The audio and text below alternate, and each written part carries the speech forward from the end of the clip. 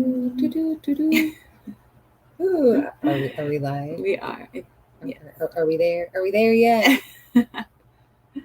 Hello and welcome to the Witch Source. I'm Whitney. And I'm Courtney.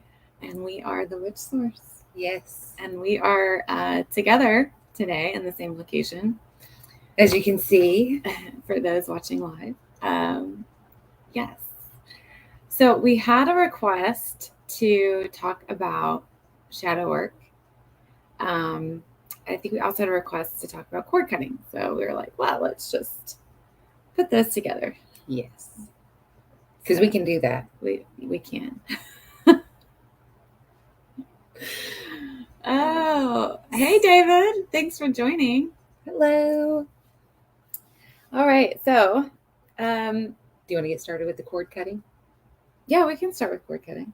All right. So I'm going to put this out there and, or wait, did we say cord cutting or shadow work? Both.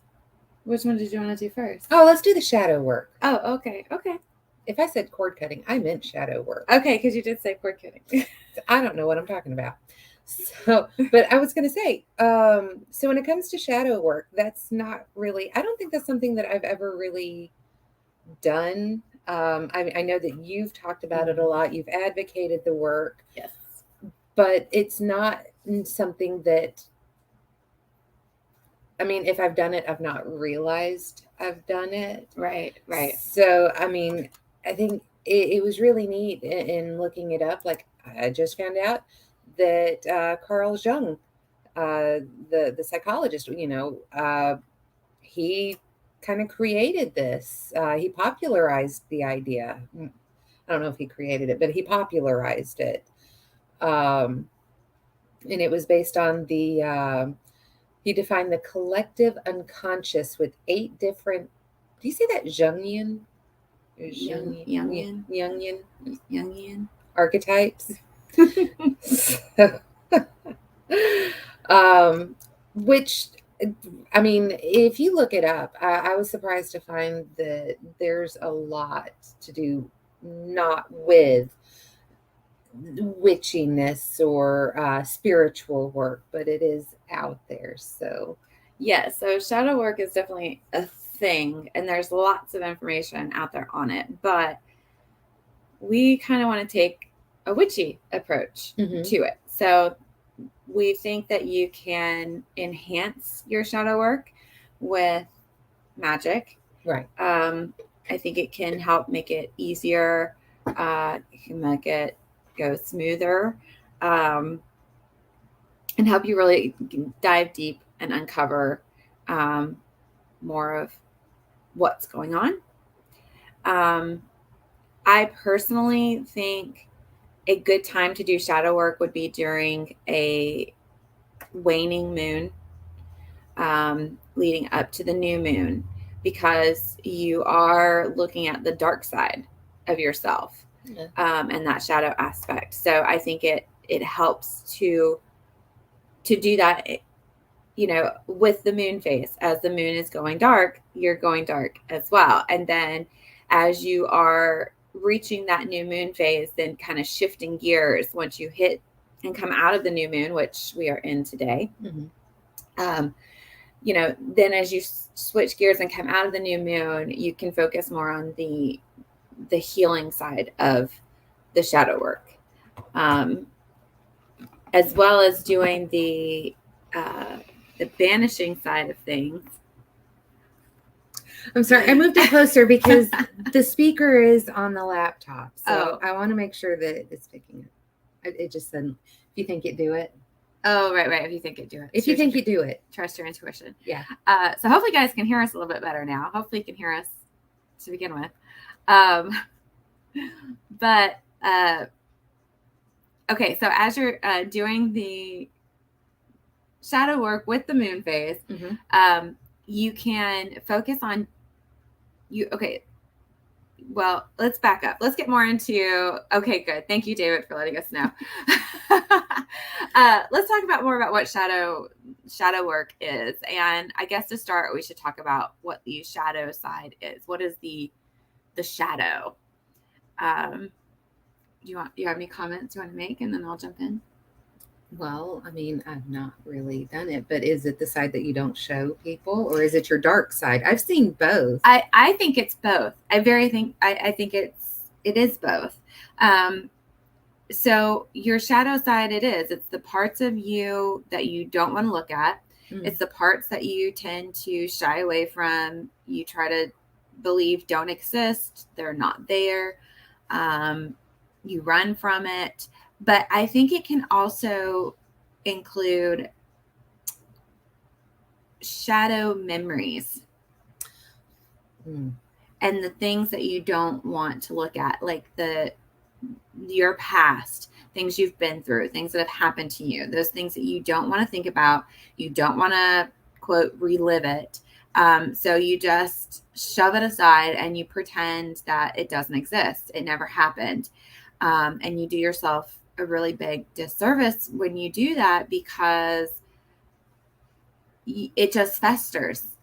It just gets buried deep inside, and it sits and it festers, and you're never fully free from it. So can that be like repressed memories? I think it can include that. Absolutely. And I have found that as you start to do this work and go through the shadow side and digging into what's going on within you, more and more stuff comes up that you have forgotten about. So those memories start to surface. I think a lot of the work, and that's the whole thing. Like, people don't want to face it. They don't want to go into it because it's scary, right? It's scary. It's the dark side. Sorry, I got hot. And it's painful. It can be very, very painful.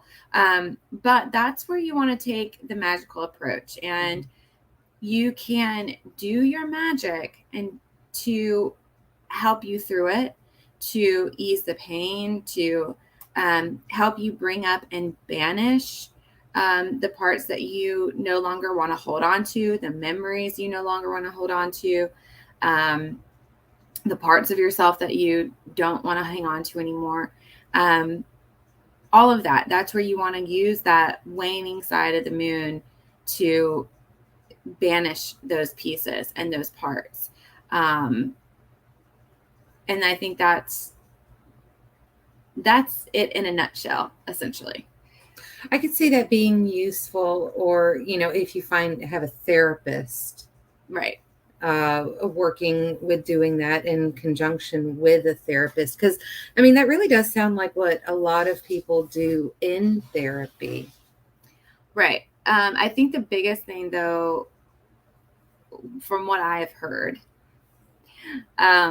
therapy kind of brings stuff up and gets you talking about it, but sometimes it can leave it hanging. Yeah.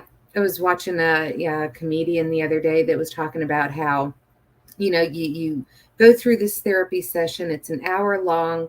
You get to where you think you're about to make a breakthrough. And then all of a sudden, okay, well, your time's up. We'll see you next week. And, right. And you just feel, you're left hanging, and you just continue with we made great progress today, but, see you next week. Right. So you want to follow through with that banishing piece, which is where, again, I think the magic makes a big difference, to really clear it out and get rid of it and heal it. So the healing piece is the key piece. Mm-hmm. That's the piece that you don't want to skip. If you're doing the shadow work and you don't feel better, you didn't do it right. You probably skipped something, you missed something, you didn't go deep enough, or you weren't really committed to it to begin with. So is that like the thing, like you told me before, ask yourself, why do you feel a certain way? Okay. And just keep asking why until you get to the root. Yes. That's a big part of it. That's definitely something that you can do. Is it Rahima? Okay, Rahima. Hello. Thanks for joining. For those joining, we are doing a live recording of the podcast, and we are talking about shadow work and cord cutting. Yes. So that's why we are live right now. All right. Somebody tell me, is this light right there bothering you? Because I see it. I see it too. It's bothering me. Does that count? Oh, we're doing good. Yeah, we're doing good. Thank you. You want to kill it? Yeah, I'll go get it. Okay. So you keep talking about some shadow stuff. Some shadow stuff. Well, yeah. So the asking of the why, why do I feel a certain way? Well, what caused that? It's the who, what, when, wheres of, I think that begin the shadow work. Right. Okay. So some examples. If you don't know where to start, you can look at what's going on in your life. Like, is there something going on in your life that you don't like? Whether that be, I don't know, finances, relationships, anything like that. Typically, there is a belief in there somewhere. There's a belief within you stuck somewhere that you've got to let go of. And typically, that belief is linked to an event or a memory, something that's happened, that stuck with you. Mm-hmm. So that's one aspect of the shadow work is, okay, so like if you have a pattern of relationships and the same thing keeps happening over and over and over in various different relationships, right? You can't keep blaming the other person, right? At some point you have to stop and say, what's the common denominator in all of this? It's me. Or I think if you're questioning, why does this keep happening? Right. Why do I keep getting with bad guys? Why do I keep falling into the same rut? Right. And it's something within you. And that's the thing that is scary for a lot of people. That's what makes it that dark side, that shadow side, that, oh gosh, there might actually be something wrong with me. When in reality, it's not that anything's wrong with you. It's just things that you have picked up along the way that you need to let go of and heal and release, that you don't need anymore because it's playing havoc in your life and in your relationships, clearly. So that's one way you can begin. Another way you can begin is a lot of shadow work has to do with forgiveness. It's a lot of forgiveness work, and it's forgiving other people and it's forgiving yourself.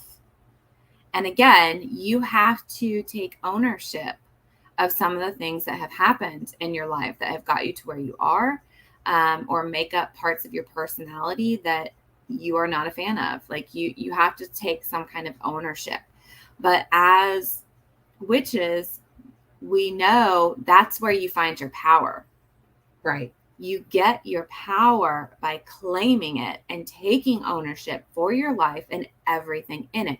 It gives you a certain amount of power that you can then use in your life to make the changes, whether they be mentally, emotionally, physically, magically, all of it. That is your point and place of power.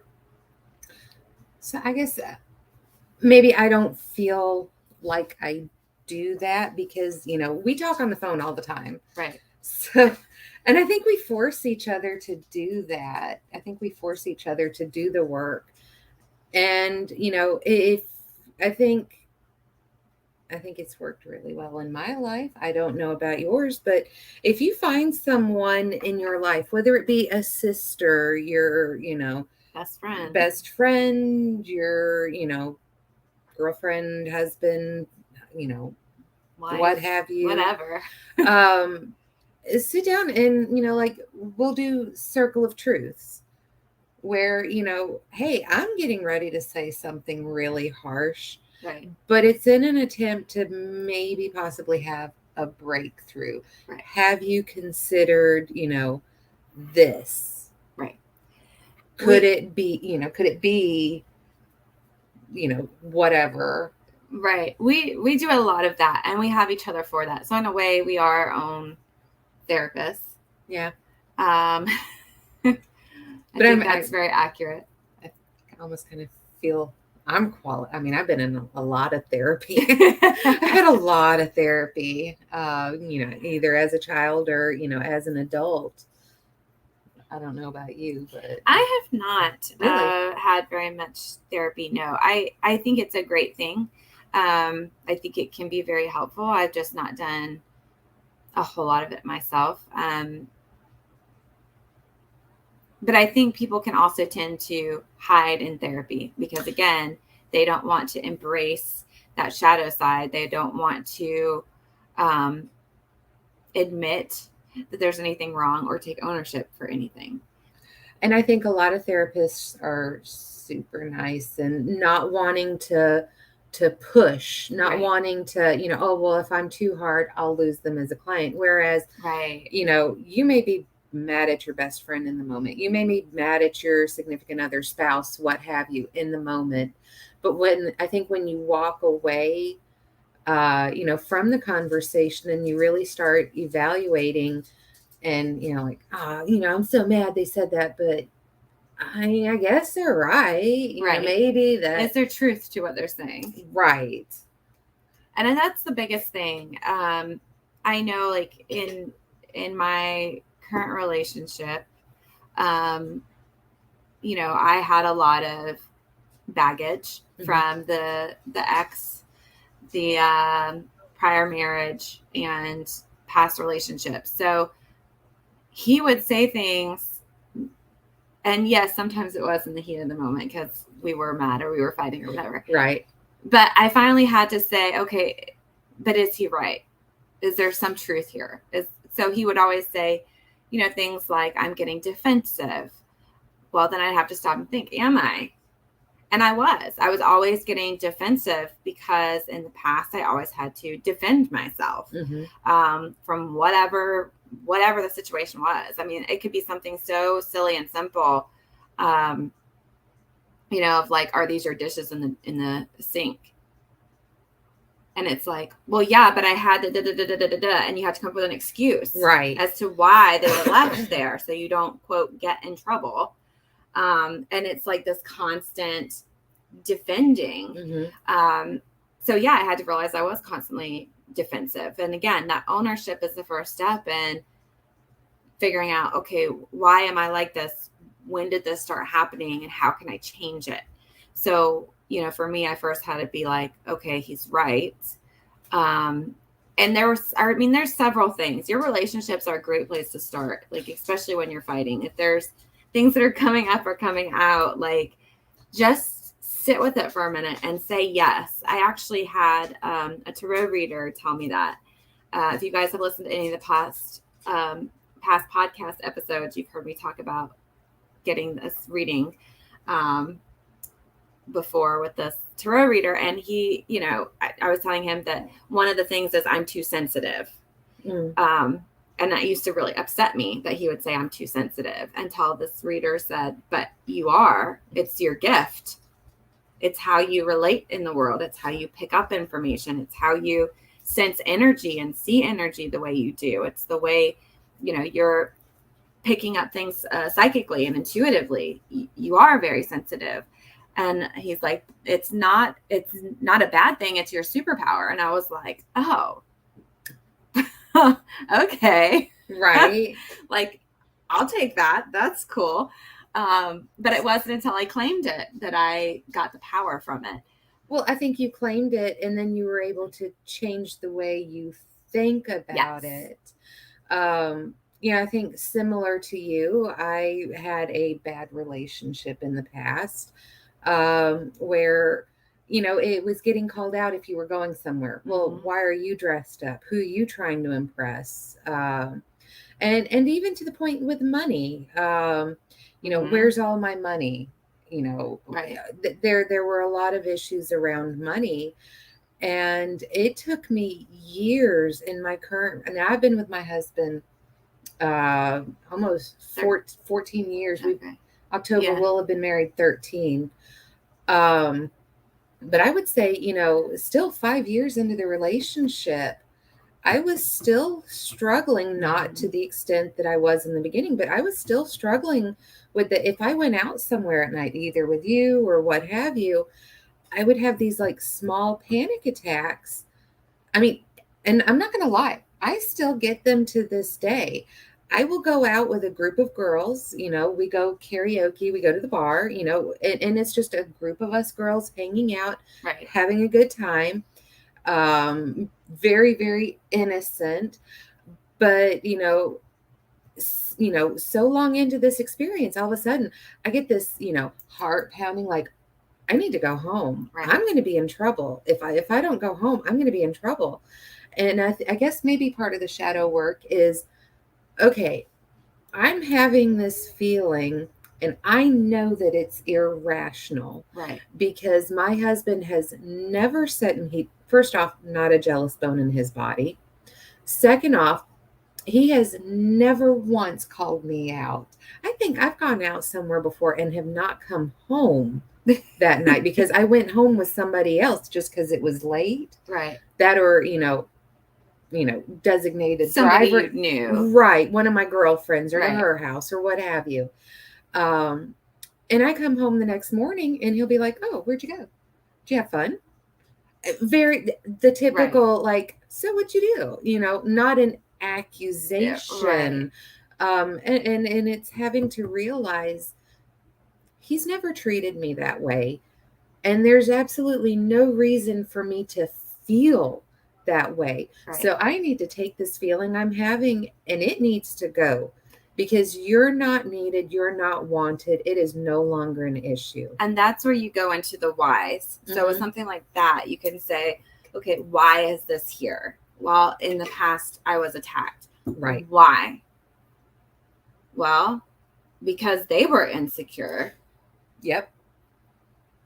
Why? Well, then it's either have you done something or said something to make them insecure, or were they just insecure to begin with? It had nothing to do with you, but yet you took this feeling on and you took this emotion on, and it's getting to the point where you can realize, you've outgrown this. Mm-hmm. You don't need this anymore. And I think ultimately when you can say, I forgive them for putting me through that because of their injury. Right. I think that's when you can fully release it. I think that's when you can really let it go. Right. And it's not one of those things that it comes up all the time. Right. It's one of those, like, maybe once a year I'll, and I'm like, I don't need that. What? Right. What? So that's one example, but it's asking the why multiple times to figure out what's going on. Why is it there?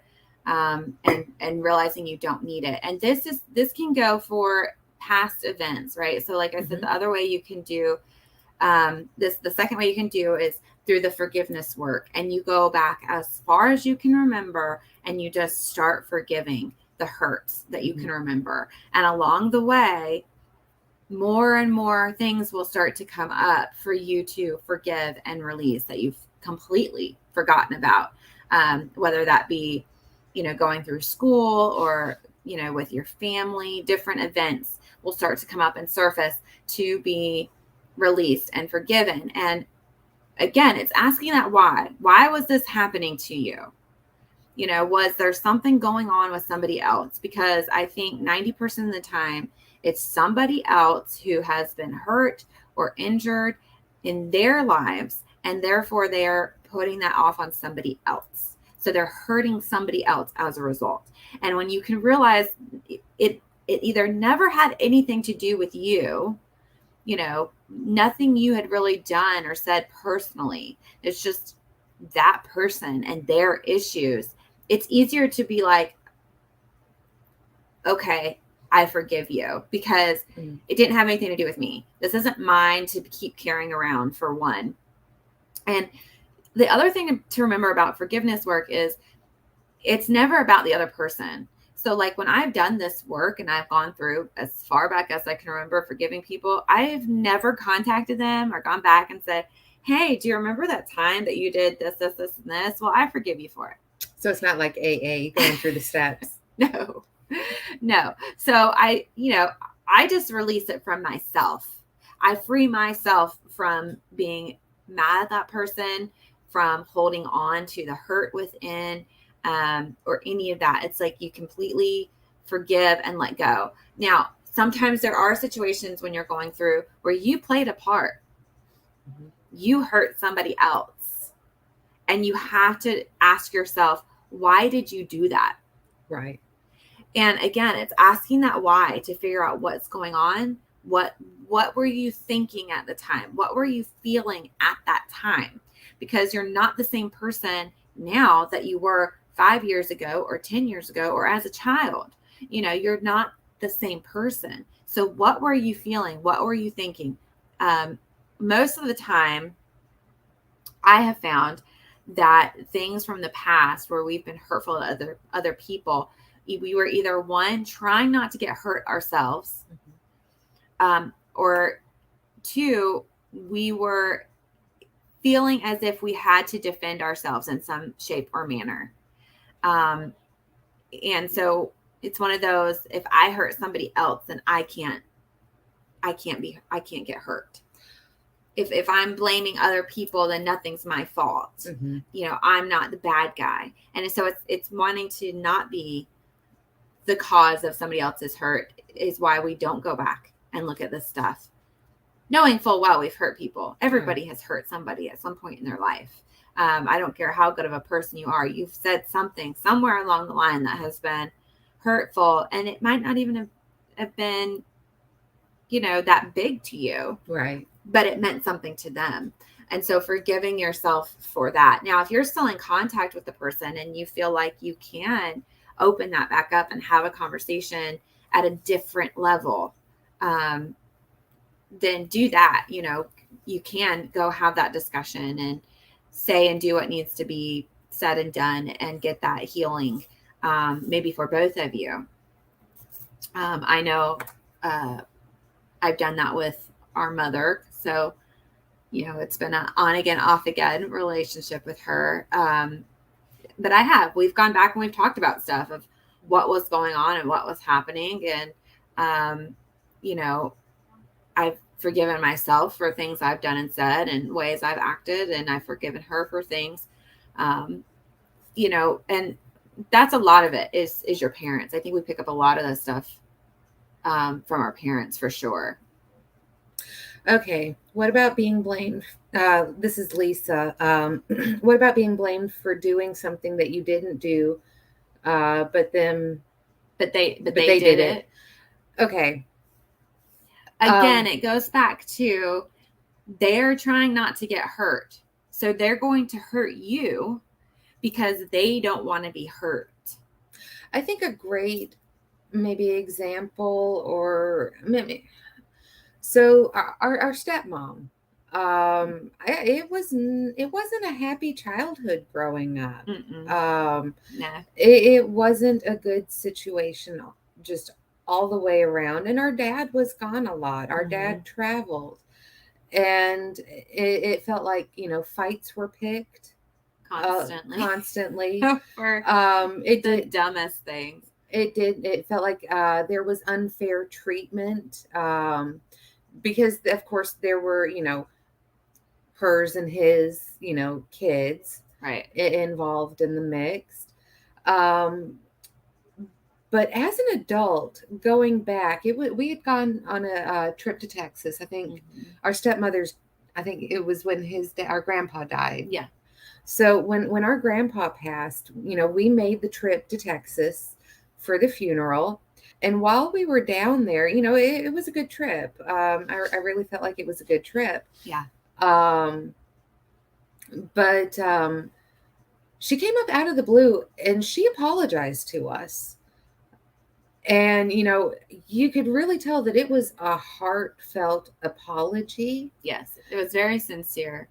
And I don't know about you, but in that moment, it's like everything from that past, everything that I had experienced was gone. It was gone. It was gone. And I really do feel like we've been able to move on and really have a good relationship, a good mother-daughter relationship. And to be honest, I feel at times that it's easier to talk to her than it is my own dad. I would agree. And I think that's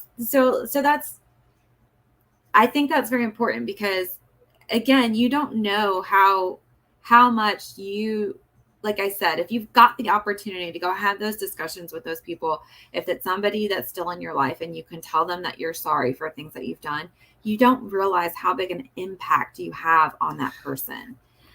Because I also let everything go. And it came up. She apologized again recently on their last trip out here. And we were both like, you don't have to apologize. Like, we're good. You already said you're sorry, and we're good with that. But it got me thinking, the one person that's not really apologized that I think would really make the biggest difference to both of us would be our dad. Yeah. He's the one that's not owned up to anything and never apologized for anything. And he was sitting right there when she apologized this last time, and he never said a word.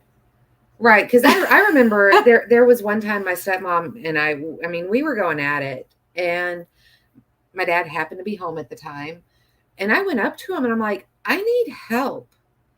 Please help me. Mm-hmm. And he walked away from me. You're not the only one. I had the same experience. So he would not do anything. And I know I have gone through, and we've gone through together. We've gone back and really worked through some stuff with him to try to forgive areas where we were really, really hurt. But, sometimes you're just not going to get that from people. Right. And so that's where, you said, what about being blamed for doing something that you didn't do, but they did it? Mm-hmm. Sometimes, like with our dad, we've never heard an apology. We've never heard, but at some point you go, okay, so it took me a while to figure out that there is no point arguing with somebody who thinks they're right. Now, I will pick an argument and I will stick to my guns if I know for certain that I'm right and I can back it up. I will fight you, to the death. I mean, but I think at a point in time, you have to realize that no matter what you say, some people are never going to change their mind. Right. It's never going to be any different for them. So you have to look, how much is it worth your time? Right. How much is it worth your investment? Because your time is precious to you. In your mental capacity, the mental, anguish, everything that you put into this argument, is it worth it on your end? If it is, carry on. I mean, if you're willing to take on, mentally, physically, everything that goes on into carrying the grudge, into carrying the argument, into carrying what it is, that's you. That's fine. I mean, but at some point, you just have to stop, right, and go, it's not worth it, right. My ex-mother-in-law was a great one. I'd say something. No, it's not this. No, I know for a fact. Right. I know for a fact that's not right. But you know what? Oh, okay. I guess you're right. And I turn around and I walk away. So I think at some point you either can, let it go and try to forgive them, or maybe try to understand what they're going through, where they're coming from, even if it makes zero sense. And sometimes you can't. Mm-hmm. You can't figure out what's going on, where they're coming from, why they're thinking what they're thinking. But if you understand that there's something within them that is unable to see any differently, to feel any differently, to come to any other conclusions, or that it's something within them. It's not you, mm-hmm. And that you are just the target for the moment. It does make it easier to let it go and yes. let their actions not affect you. That happened with yes. me with someone that I realized they were in a lot of pain.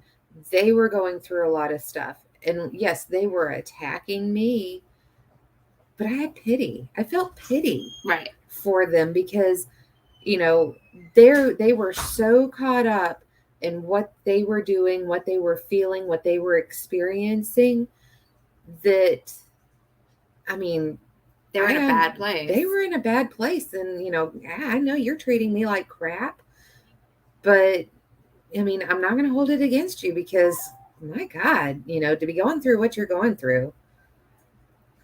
Right. To be as upset as this person is, or to, you know, come at you the way that they are, or to blame you the way they've obviously been through some kind of crap in their lives. And that's the whole thing. Like, keep asking why, or try to get to a point where other people are involved, where you can find even just the smallest amount of pity for them. Yeah. And that makes it so much easier to release them, to forgive them, and to let them go. And Lisa, what you're saying, you know, that's why he's my ex.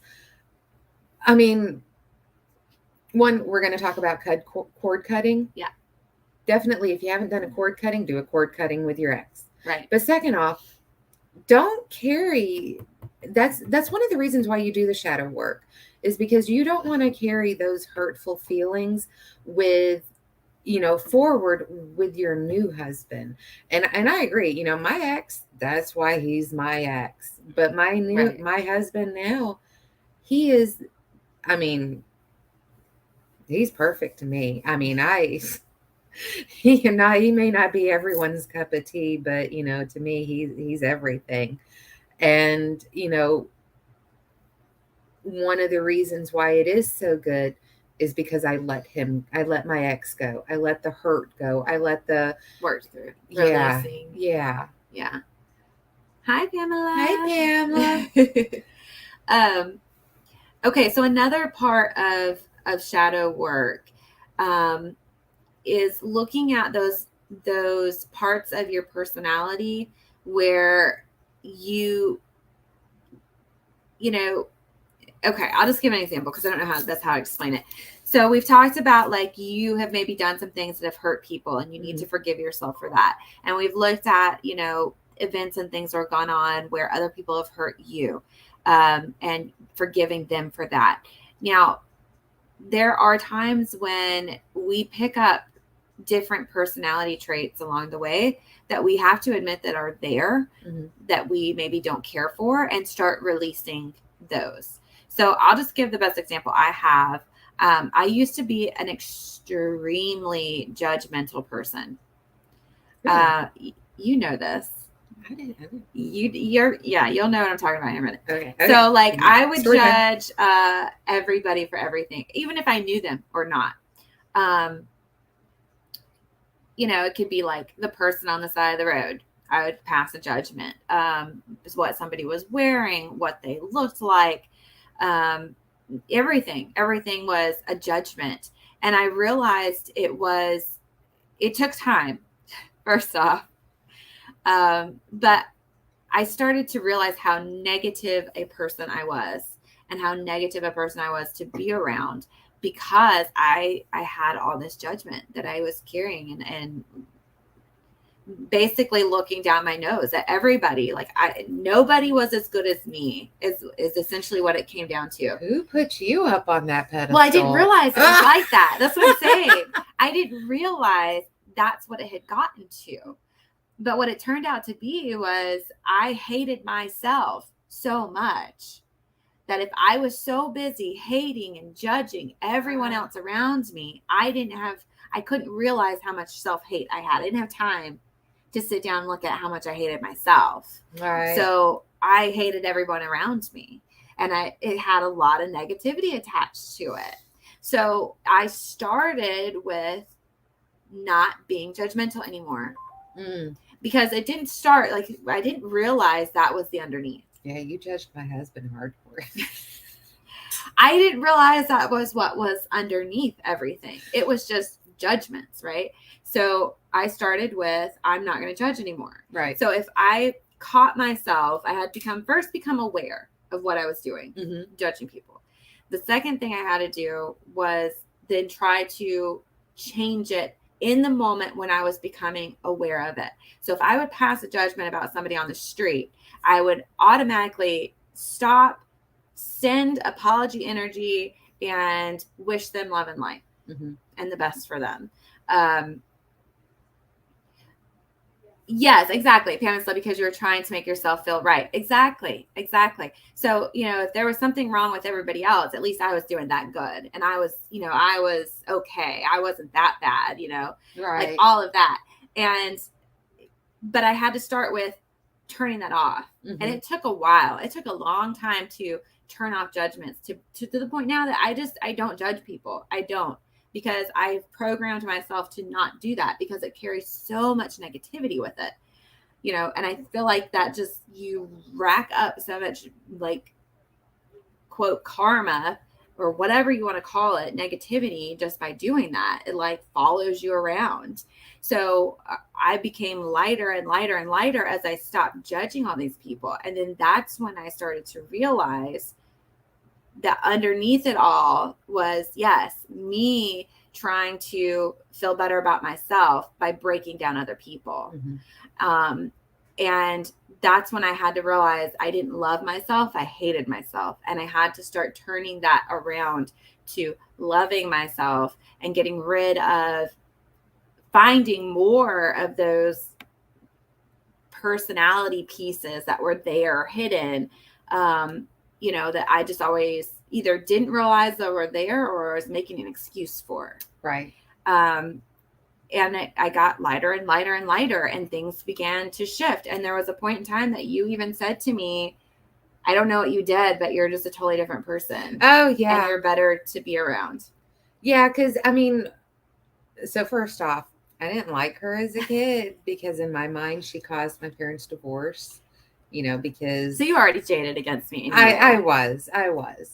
Never mind that year of my life that's missing where she came home from the hospital and my parents were still together, Right. I don't remember that. She blacked that out. I did. Just to have somebody to blame. I suppose, I guess. But, no, to be honest with you, my childhood growing up, I don't remember her at all. Really in it. I remember certain points, certain memories that do stand out. But as for the rest of it, she wasn't there.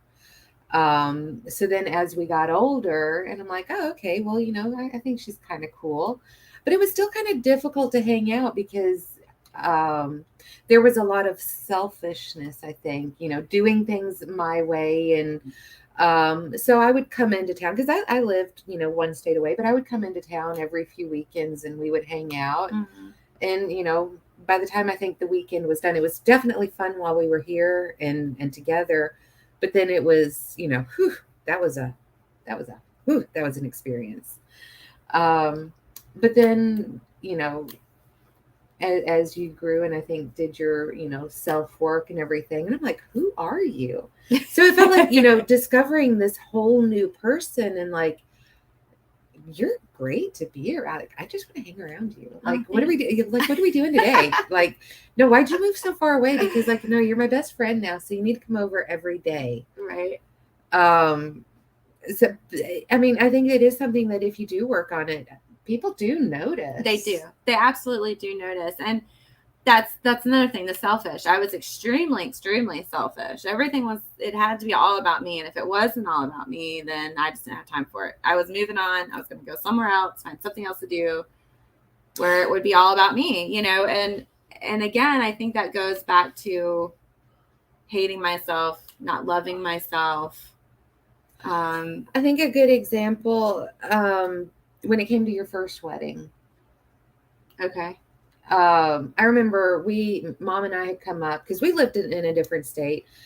And I think I started crying because, you were getting this big, huge church wedding with pretty much, beautiful dress, everything that you wanted. And it was a gorgeous wedding, guys. It was great. I did get everything I wanted, just not the right person. Got family, family coming from all, from Texas, all over the place. Florida. Yeah. And then when it came, I had none of that. I got married in the backyard. I had barbecue, for the reception. I made my dress. My grandma and I made my dress together. And, I'm like, And mine. And yeah, I made all the bridesmaids dresses, and I was crying because I'm like, she got everything that I wanted in a wedding. And, I think that's when, our mom pointed out, she's like, but you're not that person. You didn't want to put anyone out. You didn't want, you didn't want people spending money on you. You didn't want to feel like a burden to other people. And really, I mean, at that point in time, I guess I didn't want to feel like a burden to other people because I'd always felt like I was a burden to other people. Right. I was someone to get rid of. Still, and that right there is shadow stuff too. Right. Getting rid of that. And that was just a breakthrough, the whole, figuring out, realizing it. The whole burden, I was a burden to everyone. I was somebody to get rid of. That just happened. Then that's shadow work. Right. Is, why do I feel like I was a burden to everyone else? Well, because everyone had to go out of their way, to move me out to Nebraska, to, putting up with me, making adjustments to their schedule, so why do I still feel like a burden? Because I was the person to get rid of. I was sent away. I was sent away to live in a group home because I was difficult. It took me a long direct time to realize that I was happier there. I was happier in the group home. Right. But that is the shadow work. Yeah. And I will continue down that line, later on after this podcast. But that's it in motion. It's working it all out and figuring out like what it's being willing to look at the parts of yourself that you don't love. And if you're in a situation where you just don't love any of yourself, like where I was at, pick something that you're willing to look at and start to change it. Just pick one. For me, it was being judgy. I started with just, I'm not going to judge people anymore. I'm just not going to do it. And, as you go through, and do the work, you start to shift and you start to change things and you start to release things. Yeah. Hi, Chantel. And Pamela said, then you find out you had a great memory to look at and that you got to spend time making the dresses with your grandmother. Right. Like there's good point. Like there's good stuff in all of it. Like it's going through and going through the roller coaster, but you got to be willing to look at who you are, what are your traits, what do you have going on within you, and being willing to look at it and admit that it's there. Oh, our mom just commented too. I saw that.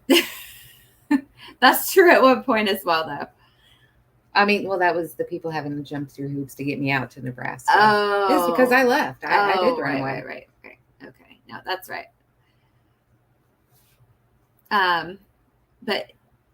But you got to get past. Yeah, you got to get past it. Exactly. Oh yeah. You got to eventually learn to let it all go and let it all out. So, I think one of the big things that I think we say a lot is, in the grand scheme of things,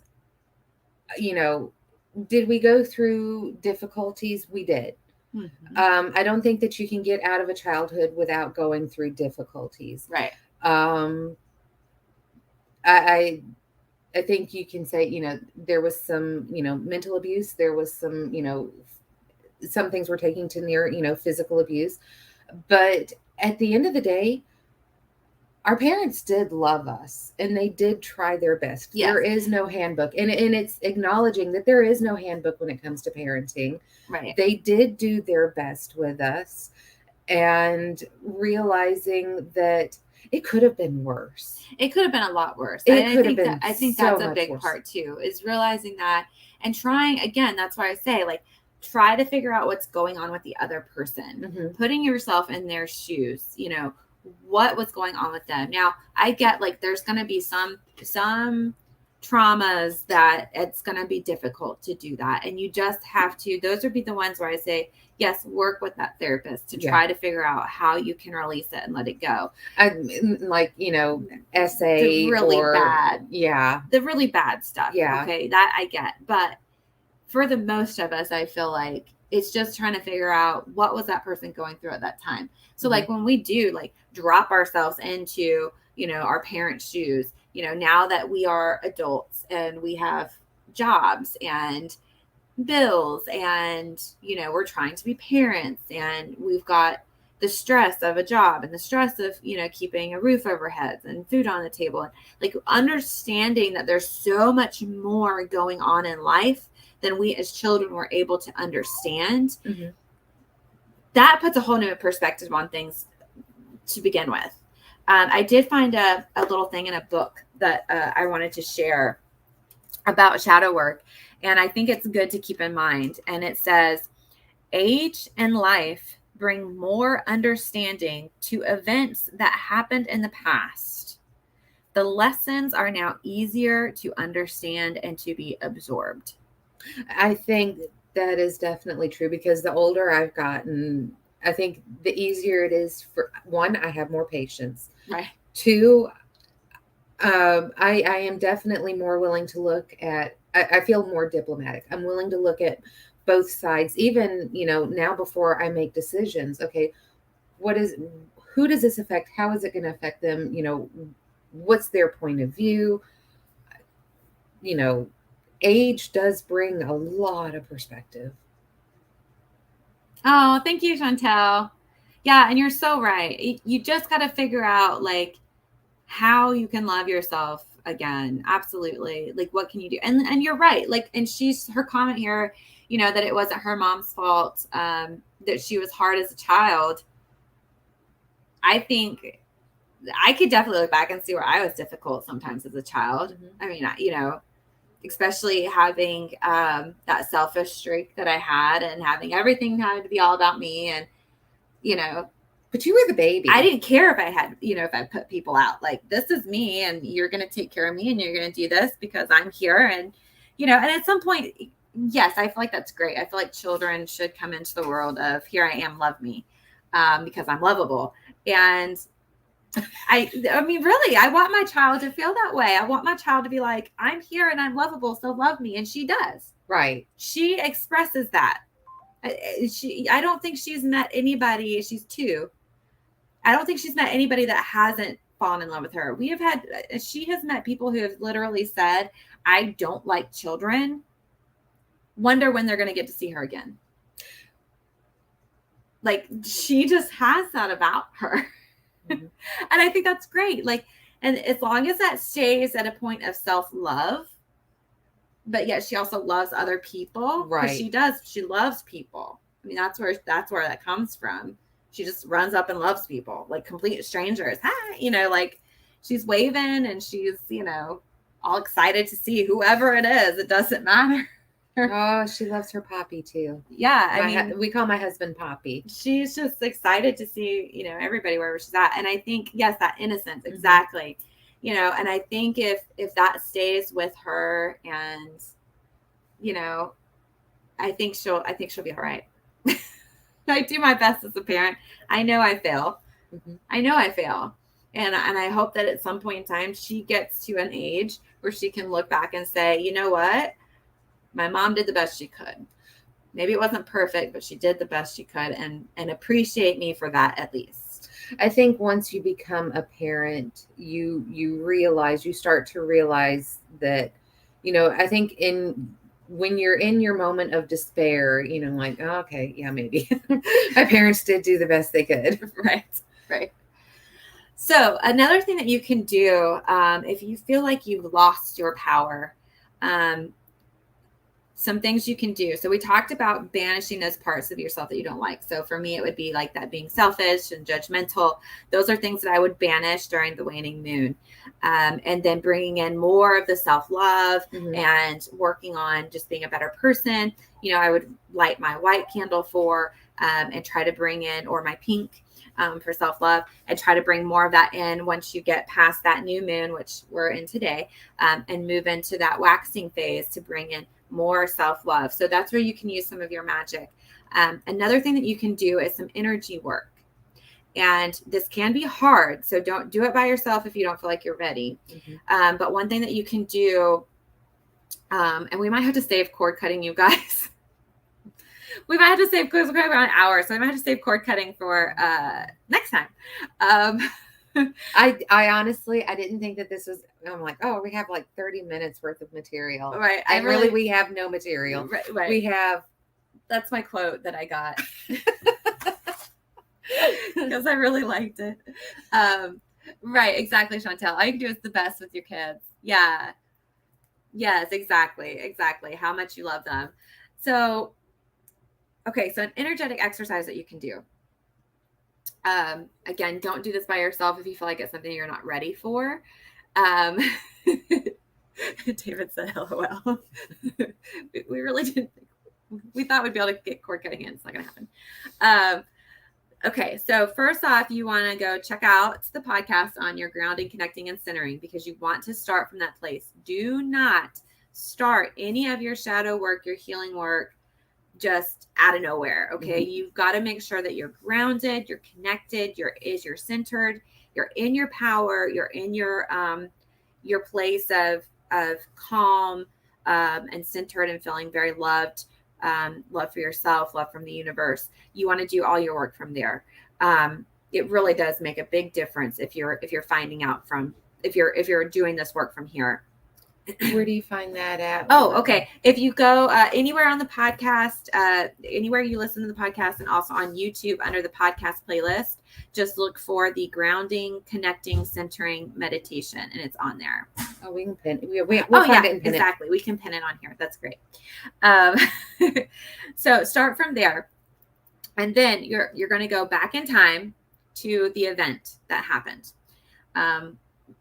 whatever took place, and you're going to freeze that moment in time. You're not going to relive it. You're not going to go through it all again. You're not going to build up all those emotions and all that stuff. That's not what we're doing.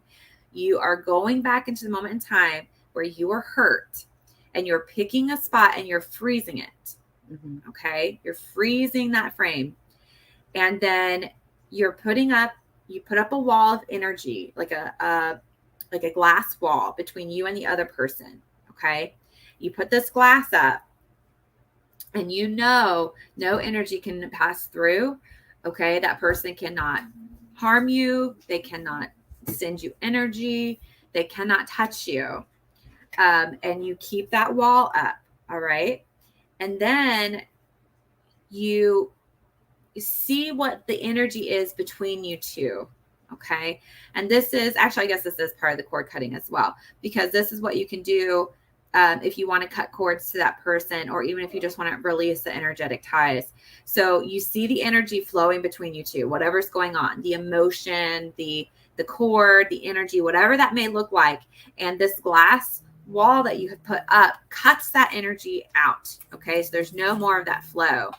And then you can just tell that person that's frozen on the other side of this wall, you get out everything you want to get out. Anything you want to say, anything that you have felt, anything that you need to release, you let it all out at this person. Okay. Again, this is all just frozen in your mind, and you're letting all this out at this person. Okay. And then once it's out of you, all right, if you see the cord running between you, you can pull in more love and light energy from your connection with spirit, and you push that down that cord to that person. And then once you've pushed that cord, you've pushed that love and light towards them, then you can cut that cord. You can cut it however you feel. You can do it with a knife, a sword, scissors. You can call on Archangel Michael to sever that cord. Whatever feels best for you, you cut that cord. And then you want to actually make sure that you send more love and light out, and you pull the roots of that cord out from within you. Now, sometimes people say that you need to untangle the cords. Okay. So you can untangle that cord and the energies that are mixed and mingled while they're frozen on the other side. You can do all this work in your mind while they're frozen to untangle and get your energy back, untangle those cords, untangle that energy, claim your energy and your power back after you've released everything that you need to release. Okay. So if you want to do that before you cut the cord, definitely do. If you feel like you need to untangle yourself or anything that they've done, and you just want to feel, like, really stay present, make sure, again, you're grounded, connected, and you're staying very present. You're feeling around for the energies and what's going on. Make sure you pull all the roots out, okay, of that cord. Pull all that out, and then fill back in. Pull in more love and light to fill back in the space where you pulled those roots of that cord out. I always hand the root of the cord up and over to spirit, and I let them take it. And I let spirit dissolve, transmute, whatever they decide is best to do. I let them take it. And I often feel much freer. I feel lighter. I have a lot of love and that light within me. Everything feels much better because it's there's not that energy there. There's not that entanglement there anymore.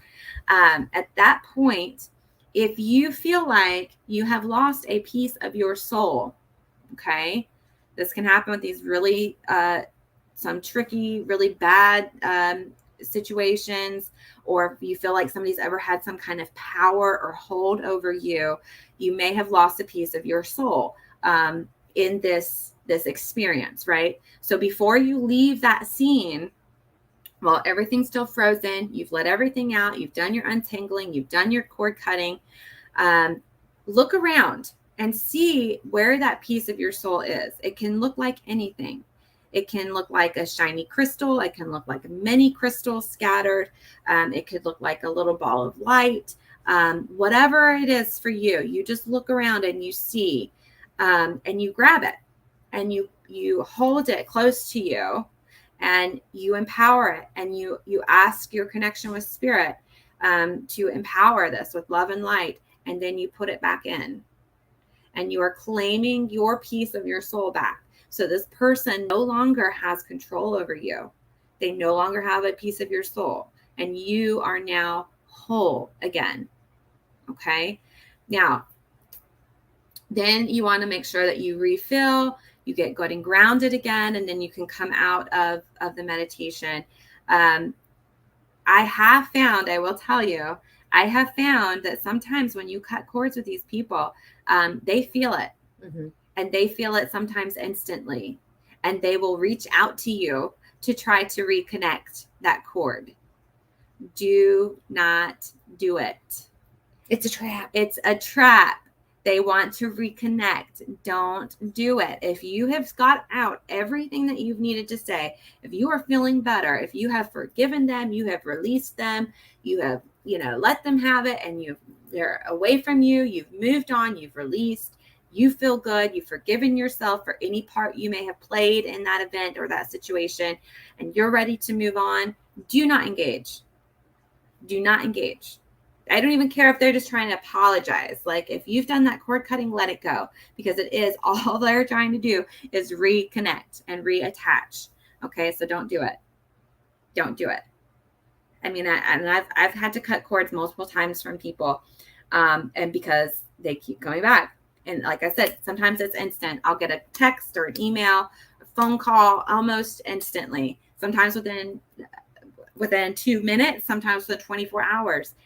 They'll try to reattach. Don't do it, because you're going to have to just do it all over again if you attach. Let's see. Yes, and let go of the bad memories and focus on the good and pushing forward. Absolutely, David. Absolutely. And good for you that you're able to do that. Mm-hmm. Yeah, and if you ever want to go back and address bad memories, I mean, depending on what they are, being with a trusted person, therapist, we have each other. We know what we experienced. We know what we went through. So there's not really a whole lot that's hidden. Right. So, we're good at being able to pull the things up and well, And sometimes it helps to work with another witch or somebody that is spiritual or on their spiritual path to help let them hold the space for you. I know I have worked with several people doing this exact process, this meditation process that I've just walked you through. I've worked with several people doing this, and it helps to be guided. It helps to have somebody ask you, okay, what do you see? What do you feel? What's going on, to help keep you present in what you're doing, so that you're not reliving anything, because you don't want to relive the situation. It's not about, pulling up all that emotion and all that crap all over again. That's not what it's about. But to help energetically as well, to help hold the space energetically. So it does help to have somebody that you can trust that can do this work with you.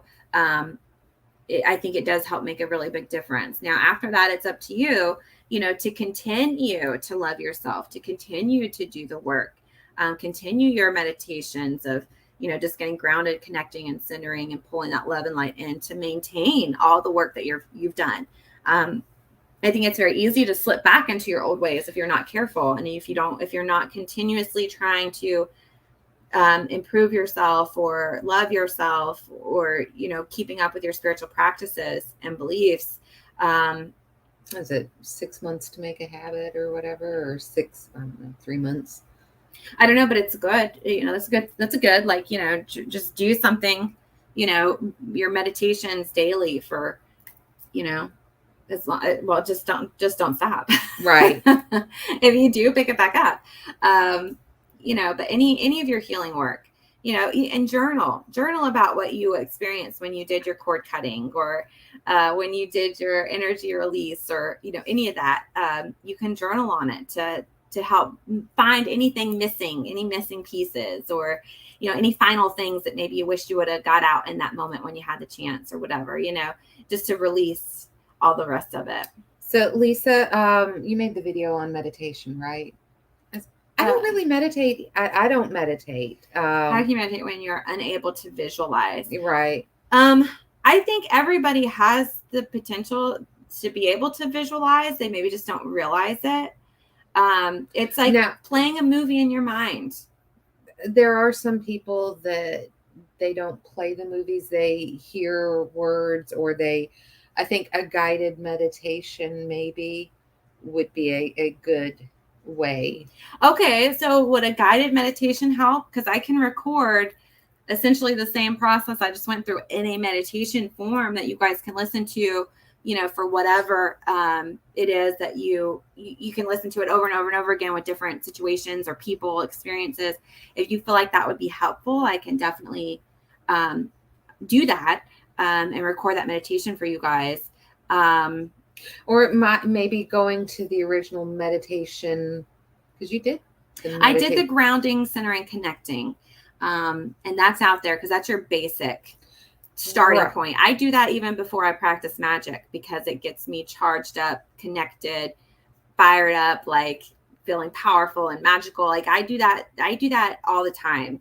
But definitely before I practice magic or do anything else, I start with that. And that might be a great place to start once you start working in with that, then being able to visualize, because you do go through the whole visualization. Yeah, I do talk you a little bit through like what to visualize and all that.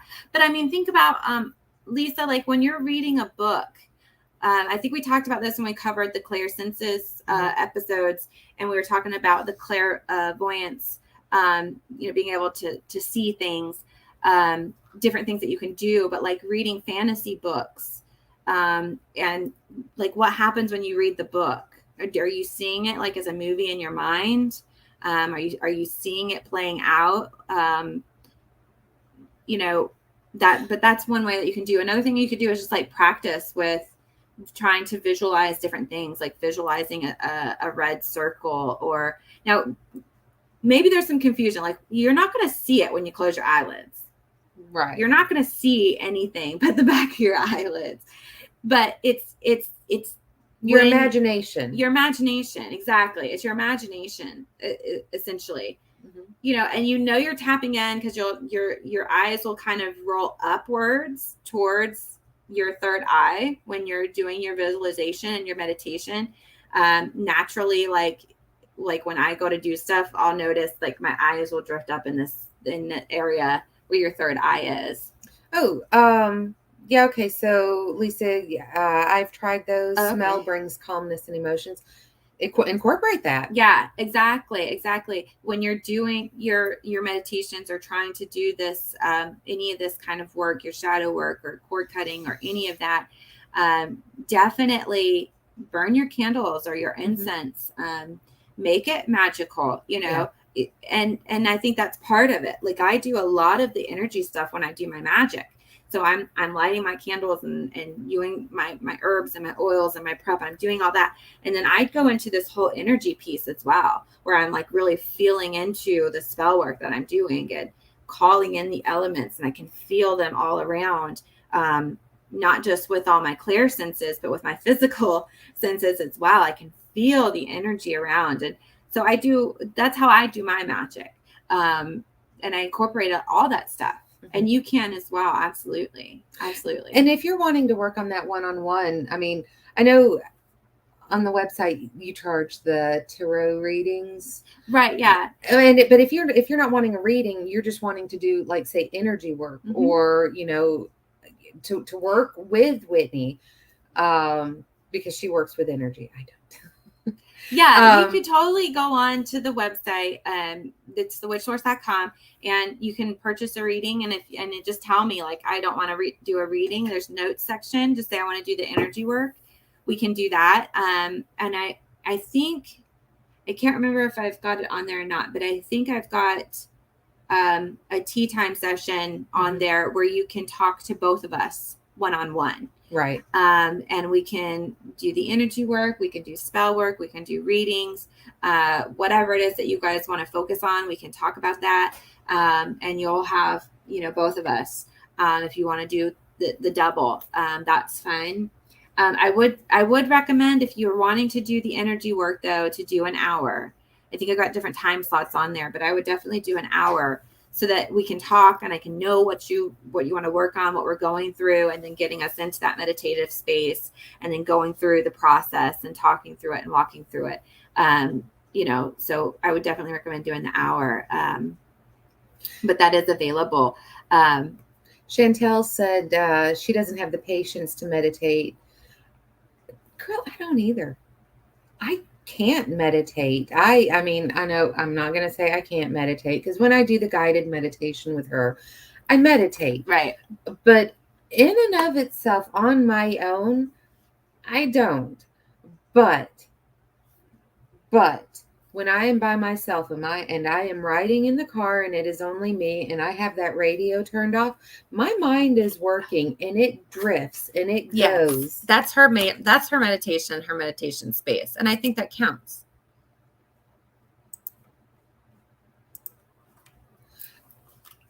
Okay. Well, somebody said, so now I've got the banner going at the bottom, you guys. Sorry, but this is where you can find us. And the website, thewitchsource.com. Right. Sometimes before going to bed, and my meditation is just, you know, thinking through things, reprocessing things that have happened in the past. You know, they say one form of therapy is if you didn't like the way an argument ended, go back and change it. Change it in your mind. Have the argument again, but say what you wanted to say. You know, making changes that way. Having thoughts about where do I want my day going? How do I want my life going? Evaluating all of that stuff. So is it an actual meditation? I don't know if, you know, most people would technically call it that, but it's an internal, and I do get hits when I do that. So there's different types of meditation too.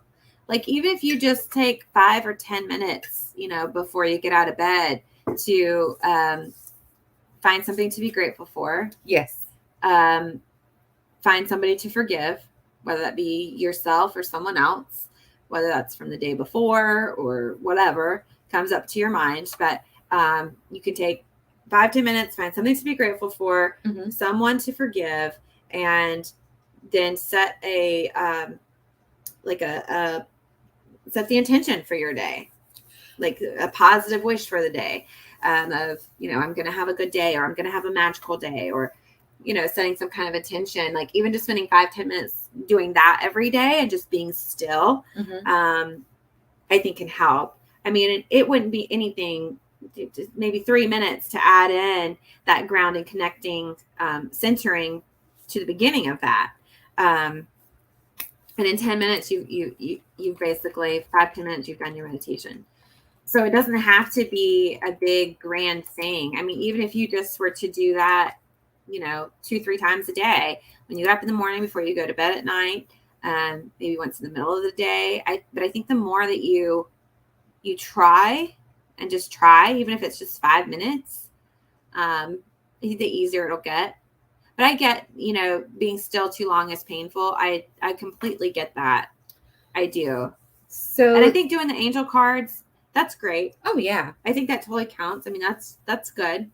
If you're taking in and thinking about, the message of that card, I think that definitely counts as well.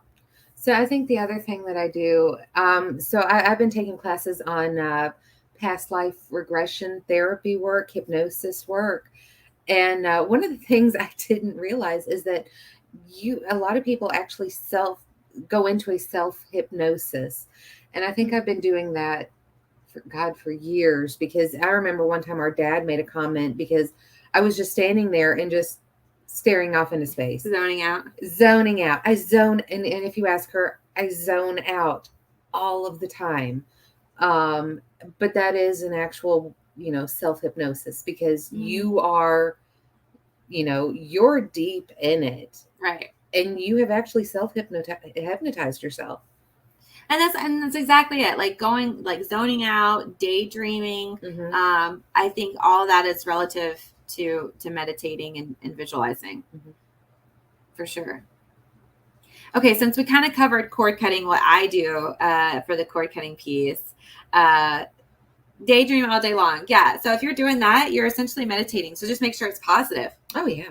And find things to be grateful for in there. But if it isn't positive, why isn't it positive? Do the shadow work. Why isn't it positive? Why am I having this? Start it in. Right. Yeah. But okay, so yeah, you've covered your cord cutting with the energy essentially work. That's what it is. Yeah. Okay, so let's cover my cord cutting. We are going to squeeze it in. We are. We're going to squeak it in there. But so I do more of the magical side. So it's the taking 2 candles. Now, depending on, if it's bad, what I have you do the last time, it was like, taking the 2 candles in a circle of salt, but within that, a circle of what, like black salt, or a circle of something.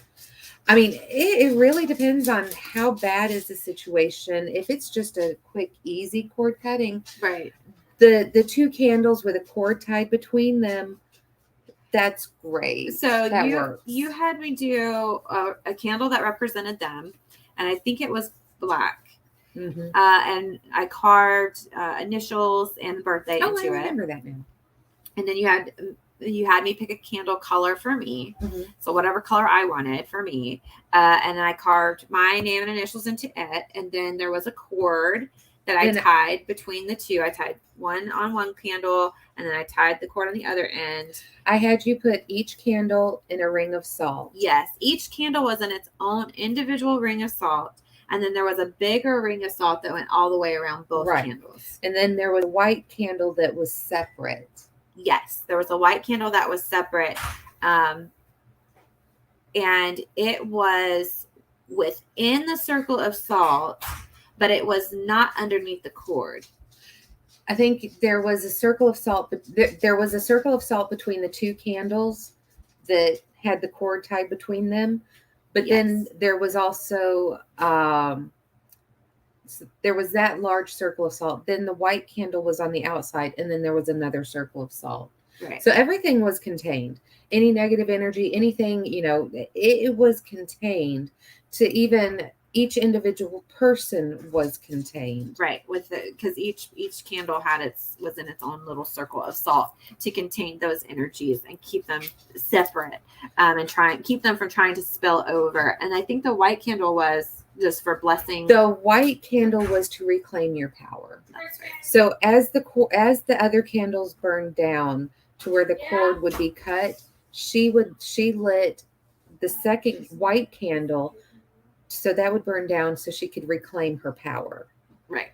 Herself from that relationship. It's like claiming that soul piece. Yes. Like getting that soul piece back and getting that power back. So and I think, you know, I know that there were herbs that were incorporated in it. You know, there were boosters, probably, I think cinnamon and pepper.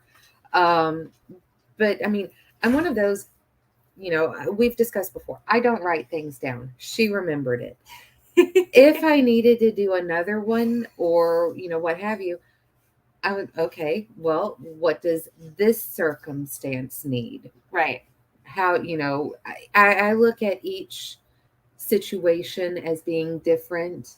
So they all kind of get their own, you know, maybe some of the, you know, things might be the same, but there's some tweaking involved. There's depending on tweaking. Who and what and where and when and all of that. Right. So your cord cutting, I think you could do like on a new moon, during a waning moon, possibly even on a full moon, you could do a cord cutting.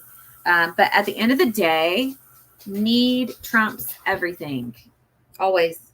Need overrides any moon phase, astrological timing, day of the week, hour, any of that. Colors. Right. Colors, materials, supplies, herbs, oils. It does not matter. If you are in need of doing a spell, grab a white candle, program it for what you need, and light it up, because need and intention trumps everything. Mm-hmm. The rest is really just to help. I mean, they're just boosters to help you get into that magical state, to help boost everything, to, you know, but none of it's absolutely necessary. Again, need trumps everything. Just keep that in mind. Yes. All right. Well, we are coming up on the 1 hour mark, or actually, we're over. We're over. We are over. But yes, thank you, Pamela. We would love to have you join us in the Facebook group, The Witch Source Society. If you're not there, it's a great place to hang out. You'll see Miss Pamela there helping us out. She is amazing. You guys will love her. Very knowledgeable. She helps answer questions and everything as well. She is great. Let's see. Shantae, I still remember that's what my mom learned. I think it works and got the person I wanted. Yeah, exactly. Magic works, you guys. Oh, yeah. Magic absolutely works. I mean, there's no doubt in my mind. I've seen so many magical things happen and miracles happen. You know, exactly, Pamela. The power is within you. Mm-hmm. You are the real magic. I mean, that's what it is. Right. So, all right, you guys, that's it for us. I think we covered everything. Let us know if you guys have questions. If you have more questions, get in the group. Let us know. If you have a podcast request that you want to hear about, you can send us an email. It's thewitchsource@gmail.com. Please make sure that you like, share, follow, subscribe, all that good stuff. Facebook, YouTube, Instagram. If you're listening to the podcast, please take a minute to subscribe and give us a review. We really appreciate it. And maybe help other people find us that way as well. So, yep. Oh, and check out thewitchsource.com. You can get a private reading. You can get a tea time session, and we've got fun magical supplies there as well that you can check out. Yes, because we don't do Patreon or any of those other sources. We want you to get something, right, you know, for your investment in us. So that's how you can help us out, is just go get you something on the website. Yeah. Even if it's just a candle. Yeah. Awesome. All right. Thank you, guys. Thank you all so much for being here and joining us. And until next time, we hope that you stay magical. All right, guys. Bye. Bye.